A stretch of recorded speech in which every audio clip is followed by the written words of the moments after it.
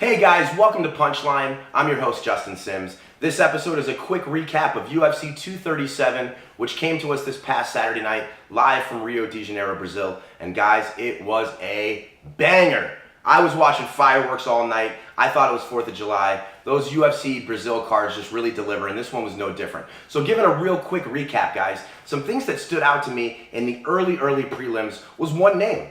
Raoni Barcelos. This guy is somebody to keep an eye on, guys. I said in my prediction video for UFC 237, he was my #1 DraftKings pick, and he got me 118 points. So those are #1 pick kind of numbers, and this guy delivered. He started taking jiu-jitsu when he was 5 years old. Then he started taking defensive wrestling, he calls it, or DC calls it catch wrestling. So think about that mix that this guy has on the ground. Offensive jiu-jitsu, lifelong studying it, and defensive catch wrestling.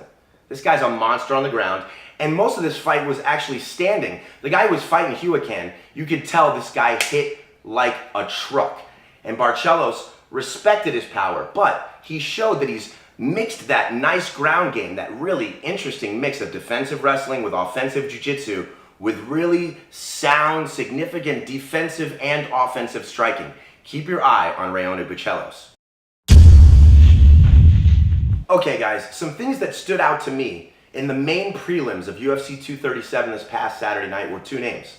BJ Penn and Little Nog, or Rogerio Nogueira. Now, we'll start with BJ Penn. He was the opening fight against Clay Guida in the early prelims, and he actually won a round. BJ won the first round. He actually got some respect from Clay Guida in the stand-up. He nailed him with a couple nice shots, but then BJ did what he's done his entire career, and he gassed out. And when a guy like Clay Guida, who has an Energizer bunny inside of him, senses his opponent slowing down, he increased the pressure. And that's what happened. So BJ lost the last two rounds, guys, and it was pretty much hellish for him. He was getting beat on, he was completely exhausted. I mean, there was times in the third round where you could see BJ looking up at the clock, not looking up at the clock like, okay, I've got 30 seconds to win this fight. He was looking up at the clock going, okay, 29, 28, 27 seconds of hell remaining. BJ, you've got nothing to prove. You're a complete legend. I actually don't like how people are shitting all over him, all over the internet. The guy's a stud. In my opinion, he's one of the greatest of all time. But BJ, the time is up. It's time to hang it up. Clay Guida won, unanimous decision. The other highlight from the main prelims that stood out to me was somewhere I was actually wrong in my DraftKings. My DraftKings picks, guys, we're going to do in a separate episode, but I won my DraftKings first place, but I had two of my picks were wrong.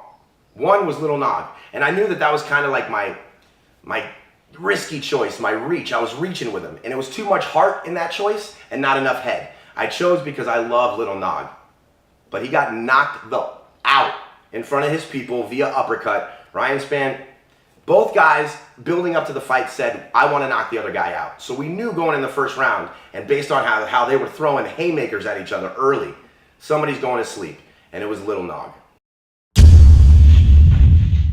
All right, guys, so our results for the main card of UFC 237. I loved this main card. It was like watching the 4th of July.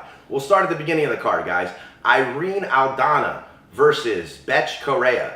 Let's just sum it up like this. I always thought that Bethe Correia was an angry Bethe, and she was kind of a mean Bethe. Like if you looked at how Bethe talked about Ronda Rousey before their fight, and then Ronda knocked her out and treated her like a little Bethe. I always thought that she was mean, but she actually walked into the arena and just seemed in her walk like she was a happy Bethe. She was happy to be there. She wanted to be in that arena. But I think that changed as Irene Aldana began to beat on her face. She was a bloody Bethe by the end of the fight. And then Irene Aldana secured an armbar, and she was like, thank you for giving me the exit sign. Thank you for letting me tap out. She gave her a reason to quit. She was broken way before that armbar. Next fight on the card that we saw, guys, was Thiago Alves in front of his people in Brazil, finally. And I was actually wrong on that. He had fought one other time in Brazil. So this was his second time in a long time, guys. The ATT staple, Thiago the Pitbull Alves, versus a rising, young, hungry fighter in Staropoli. Now, Staropoli won the fight, guys. I'm sad to say because I had Thiago Alves on my DraftKings lineup. That, again, was kind of me picking with my heart more than my head, and I need to stop doing that. But watching the fight, guys, I was literally yelling at the TV going, Thiago, you're so good. You're a legend, man. You're so amazing. You cannot win a fight if you don't let your hands and your legs go. It was just, he just needs to let go more. I don't think he's done, but I need Pitbull to get that fire inside and just let those hands go. Throw some caution to the wind. Staropoli, though, this is a young guy to watch. All right, now guys, the results of the 3 main fights that I broke down really specifically in the last video of UFC 237. We'll start with Jose Aldo versus Alexander Volkanovski. It wasn't quite the fireworks that I expected this fight to be, but I was Nostradamus in my pick, and I said that he would beat, actually I said he was finished, so he didn't finish him, but he beat Jose Aldo convincingly in Rio de Janeiro. You know, one thing that I love about watching Jose Aldo is he's got that quick twitch muscle reaction.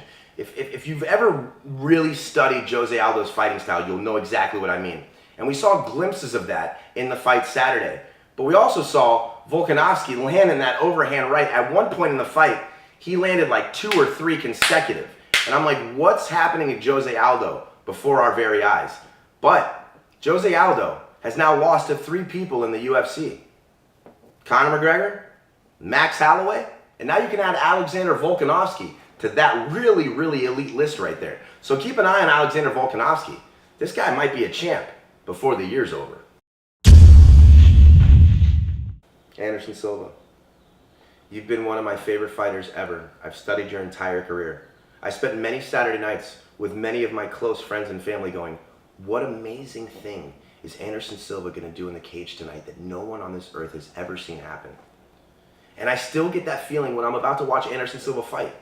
But I also have a huge fear when I watch him fight. And Saturday night was another mixed feeling of anxiety and excitement when I watched Anderson Silva come out in front of Rio de Janeiro and fight this young dog of a fighter in Jared Cannonier. And Jared Cannonier did exactly what I predicted he was going to do. He finished Anderson Silva in front of a crowd in Rio de Janeiro, Brazil. It's crazy to even say. And then it's even crazier what I'm about to say. He finished him by kicking Anderson Silva's bad leg. Yeah, the same leg that we all saw snap in half a few years back against Chris Weidman. I cried watching that fight years ago that night in an ale house somewhere in Florida.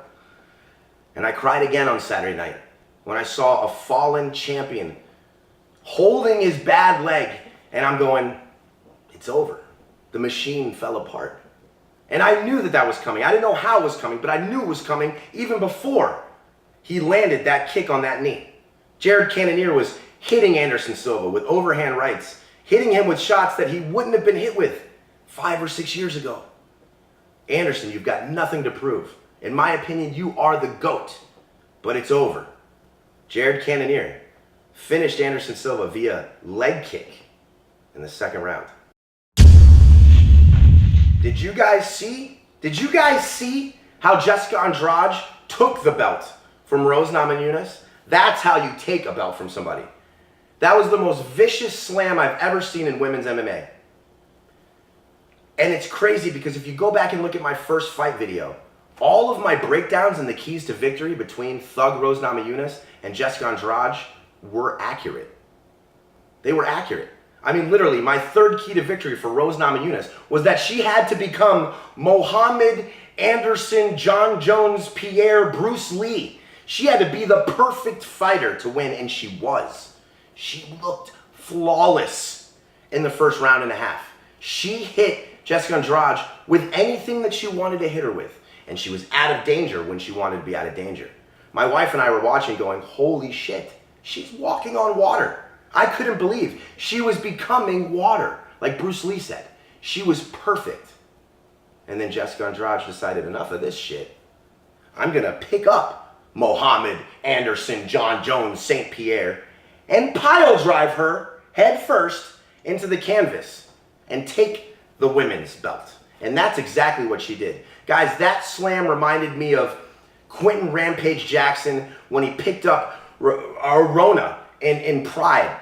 And that was probably the most famous slam in mixed martial arts history. This is, in my opinion, the most famous women's slam now in MMA history. And for all you WWE fans, guys, enough of the watching 2 men in Speedos sweating all over each other. This is soap opera for men. I watched a woman, a 115-pound woman, Hulk Hogan, a chick, on her head for real. Nothing fake about it, guys. Literally, after that slam, my wife and I went, is she okay? We were concerned about Rose Namajunas' health. And then when the camera shot back to her and she was okay, she was up, we were like, I mean, it was genuine relief. But this was the real deal, Holyfield, guys. Jessica Andrade is a monster, and I predicted it. I said she was going to finish Rose Namajunas. And now Rose is talking about retirement and all these other things, how it's not fun anymore. What a fight. I mean, literally, guys, Rose Namajunas was a perfect fighter. And Jessica Andrade saw that and went, you know what? I'm just going to bully my way to the belt. I'm just going to bully my way in. And that's exactly what she did. You want to beat the bull? Beat the bull. She was beating the bull. She was one of those old like rodeo bulls in Mexico that you see that has like 30 spears sticking out of it and it's still trying to kill the matador. She was beat up by all the spears that Rose was throwing at her. But then she said, F this. And she picked up that matador named Rose Namajunas and threw her up in the air, and she landed right on her head and spine and neck, and God, doctor says she needs a bacchiotomy. Stay tuned, guys. The next video is going to be breaking down UFC on ESPN Plus 10. Rafael Dos Anjos versus Kevin Lee. But whew, I was like Nostradamus last week. Let's see how I do this week. You're watching Punchline. Stay tuned.